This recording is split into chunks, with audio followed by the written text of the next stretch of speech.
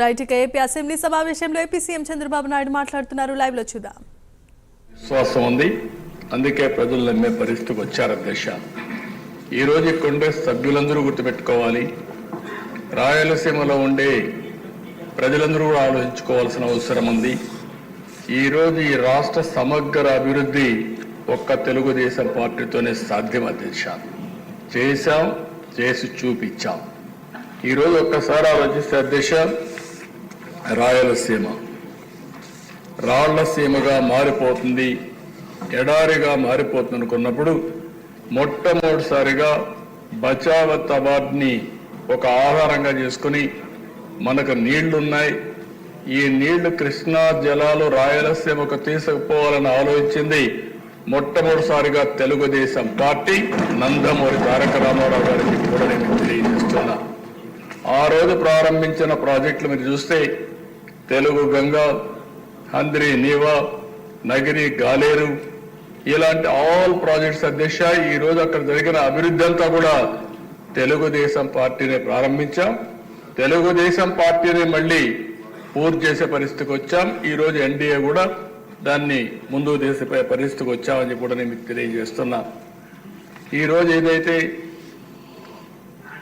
సాగునీటి సమస్య ఉందో, దీని సాగునీటి సమస్య మీరు ఒకసారి ఆలోచిస్తే, నిన్న కూడా ఈ అసెంబ్లీలో చెప్పాను, నదులు అనుసంధానం చేసి పోలవరం పూర్తి చేసి గోదావరి అటు వంశధార, గోదావరి ఇటు వస్తే పెన్నా, బనక చెర్లకు నీళ్లు తీసుకుపోగలిగితే ఒక గేమ్ చేంజర్ అవుతుందని చెప్పాను.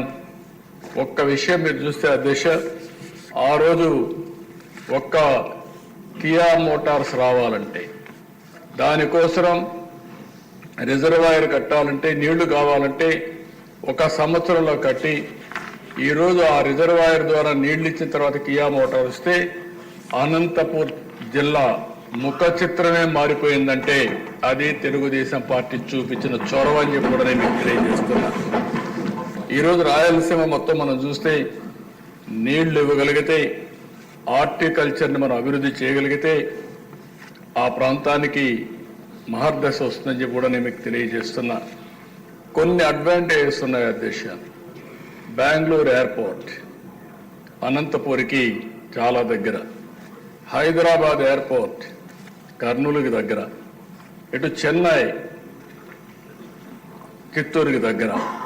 ఈ మూడు అవకాశాలు ఉపయోగించుకోగలిగితే ఆ ప్రాంతాన్ని బ్రహ్మాండంగా అభివృద్ధి అయ్యే అవకాశం ఉంటుంది.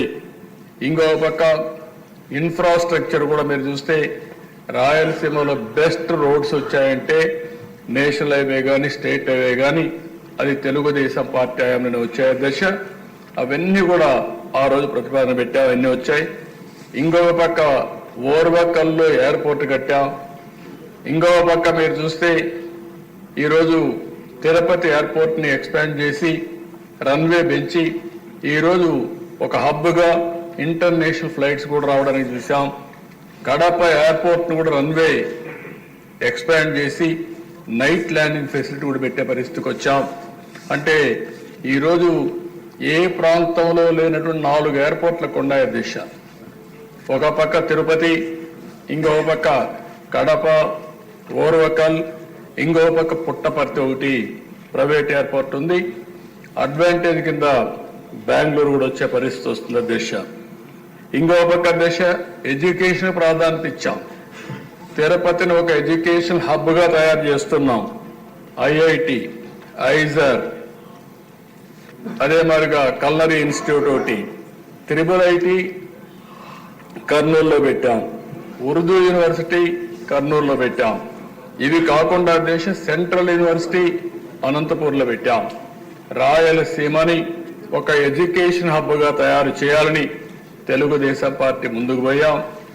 ఏదైతే ప్రజాగళంలో మిషన్ రాయలసీమ అనౌన్స్ చేశారో దానికి కట్టుబడి ఉండి తప్పకుండా మిషన్ రాయలసీమలో చెప్పిన ప్రతి ఒక్కటి కూడా తెలుగుదేశం పార్టీ ఎన్డీఏ ప్రభుత్వం పూర్తి చేస్తామని చెప్పి కూడా నేను మీకు తెలియజేస్తున్నా. ఈరోజు అధ్యక్ష, రాయలసీమకి ఏదైతే హార్టికల్చర్ హబ్గా తయారు చేయాలని నీటి సమస్య ఉంది కాబట్టి 90%తో డ్రిప్ ఇరిగేషన్కు సబ్సిడీ ఇచ్చాం. ఆ 90% ఇస్తే గత ప్రభుత్వం దాన్ని కూడా తీసేసే పరిస్థితికి వచ్చారు.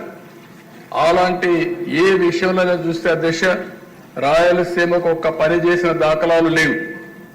ఇండస్ట్రీ వచ్చిన తిరుపతిలో హార్డ్వేర్ హబ్గా తయారైందని తెలుగుదేశం పార్టీలో వచ్చింది. నిన్ననే మీరు చూస్తే కొప్పర్తి, ఓర్వకల్ 2 ఇండస్ట్రియల్ పార్కుల కోసం గవర్నమెంట్ ఆఫ్ ఇండియా శాంక్షన్ చేస్తే 2 కూడా రాయలసీమలో పెట్టి 5,000 కోట్ల రూపాయల దగ్గర దీనికి శాంక్షన్ చేశాం. అదే మరి ఓర్వకల్లో డ్రోన్ సిటీగా తయారు చేశాం. మ్యానుఫ్యాక్చరింగ్ కానీ యూస్ కేసెస్ తయారు చేయడం కానీ సర్టిఫికేషన్ కానీ కేంద్రంగా తయారు చేశాం. అందుకే కర్నూలు టౌన్ ని ఒక మంచి టౌన్ గా తయారు చేయాలనేది తెలుగుదేశం